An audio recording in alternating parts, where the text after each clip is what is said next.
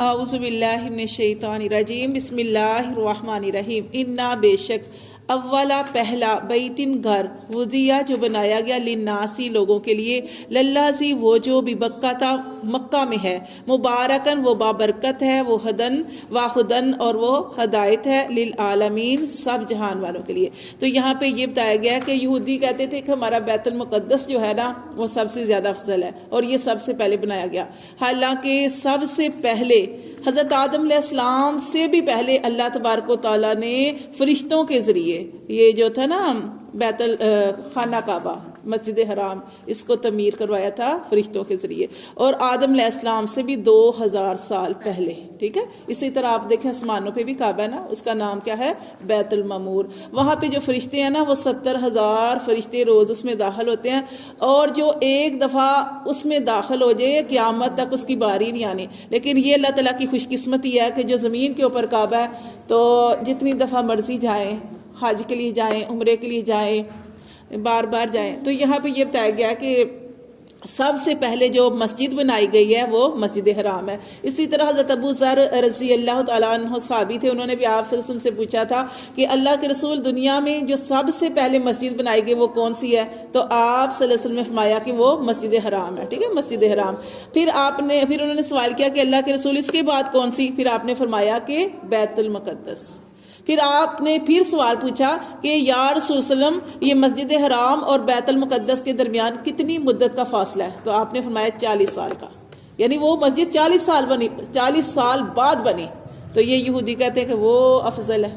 تو یہاں پہ یہ بتایا گیا قرآن مجید میں ان کے اعتراض کا جواب دیا گیا، اور ان جو دعویٰ کرتے تھے کہ یہ ہماری مسجد جو یہ پہلے بنائی گئی، ہم بھی اس کو دیکھیں بیت المقدس جاتے ہیں۔ تو یہاں پہ یہ بتایا گیا انا بے شک اولا پہلا گھر بیتن گھر وضیہ جو بنایا گیا للناسی لوگوں کے لیے للذی وہ جو بھی بکہ تھا وہ مکہ میں ہے مبارکن وہ بابرکت ہے، ٹھیک ہے، بابرکت ہے، وہدن اور ہدایت ہے للعالمین جہان والوں کے لیے، فیہ اس میں آیات اس میں نشانیاں ہیں، بینات کھلی۔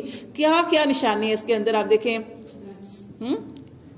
وہاں پہ لوگ جاتے ہیں مقام ابراہیمی، ابراہیم علیہ السلام کے قدموں کے نشان، کہ ابراہیم علیہ السلام جس پتھر کے اوپر کھڑے، اب سوچے پتھر کے اوپر کھڑے ہو کے تعمیر کرتے تھے نا، تو وہ پتھر جو تھا کبھی اوپر جانے ہوتا تو اوپر تعمیر کرنی ہوتی تو اوپر چلا جاتا، نیچے کرنی ہوتی تو نیچے آ جاتا۔ یہ دیکھیں کتنی بڑی اللہ کی قدرت ہے، اور وہی ہے کہ جس کے اوپر ابھی تک ابراہیم علیہ السلام کے قدموں کے پاؤں کے نشان موجود ہیں۔ اتنی بڑی اللہ کی قدرت ہے، ٹھیک ہے۔ وہاں پہ مقام ابراہیمی، اور کیا ہے؟ صفا مروہ ہے، حجر اسود ہے، رکن یمانی، ٹھیک ہے، فرشتے ہر ٹائم، ہاں یہ حتیم، یہ ساری چیزیں دیکھیں وہاں پہ۔ تو اللہ تعالیٰ فرماتے ہیں کہ وہاں پہ کھلی نشانیاں ہیں، زمزم، ٹھیک ہے نا، یہ ساری چیزیں یہ اللہ تعالیٰ نے فرمایا ومن دخلہ جو اس میں داخل ہو گیا کان آمینہ وہ امن والا ہو گیا۔ کتنی سکون کی جگہ ہے، جو ایک دفعہ چلا جائے پھر بار بار جانے کو دل کرتا ہے۔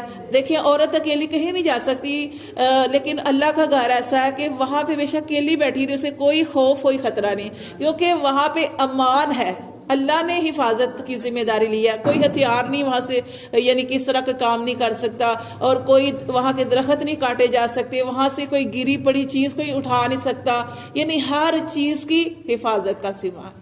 تو یعنی اللہ تعالیٰ فرماتے ہیں اس میں کتنی نشانیاں ہیں۔ وہ مقام ابراہیم اور مقام ابراہیم، ٹھیک ہے نا، وہ مقام ابراہیم جو ہے کہ ومن دخلہ اور جس میں داخل ہو گیا کان آمینہ وہ امن والا ہو گیا، اس سے کوئی خوف و خطرہ نہیں ہے۔ وللہ اور اللہ کے لیے ہے للناسی لوگوں پر حج کرنا، حج البیتی حج کرنا اس گھر کا، من استطاع الیہ جو استطاعت رکھے الیہ طرف اس کی سبیلا اس کے رستے کی۔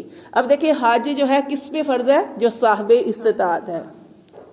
زندگی میں ایک مرتبہ فرض ہے، اگر زیادہ کرنا چاہے تو کرے، اور جو نہ کرے ومن کفر اور جو انکار کر دے فإن اللہ تو بے شک اللہ غنی اللہ کو بھی پرواہ نہیں عن العالمین، غنی اللہ بے پرواہ ہے عن العالمین جہان والوں سے۔ حالانکہ قرآن مجید کے اندر کیا آیا کہ آپ چھوٹی سی بھی نیکی کرتے ہیں تو اللہ قدردان ہے، آپ کی نیکی کی اللہ تعالیٰ اتنی قدر کرتا ہے کہ کھجور صدقہ کرنے سے اللہ احد پہاڑ کے برابر ثواب دیتا ہے۔ لیکن اللہ فرماتے ہیں کہ اگر تم اللہ کے حکموں کو نہیں مانتے. اب حج فرض ہے، کسی کے اوپر حج فرض ہے، وہ حج کرنے نہیں جاتا، عورت نہیں جاتی، مرد نہیں جاتا.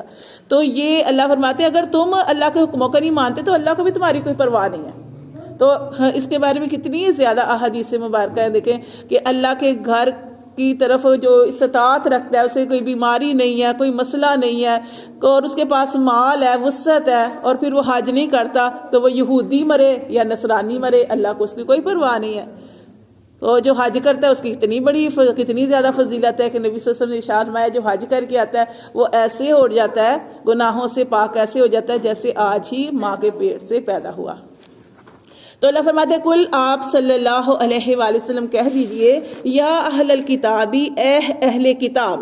اہل کتاب کس کو کہا جاتا ہے؟ یہودیوں اور عیسائیوں. یہ اہل کتاب تھے. لما کیوں تکفرون، تم کیوں کفر کرتے ہو بھی آیات اللہ، اللہ کی آیتوں کا کیوں انکار کرتے ہو. واللہ، اور اللہ شہید، اور اللہ گواہ ہے، اللہ اس پر ما تعملون، جو تم اعمال کرتے ہو. کل آپ صلی اللہ علیہ وآلہ وسلم کہہ دیجئے یا اہل الکتابی، اے اہل کتاب، لما تصدون، کیوں تم روکتے ہو، عن سبیل اللہ، اللہ کی راہ سے، من آمنا، جو کوئی ایمان لائے، تبغونہا، تم تلاش کرتے ہو اس کے اندر ایواجہ، ٹیڑھا پن. جو ایمان لاتا ہے تم اس کے اندر کجی تلاش کرتے ہو. وَأَنْتُمْ شُهَدَاء، اور حالانکہ تم گواہ ہو.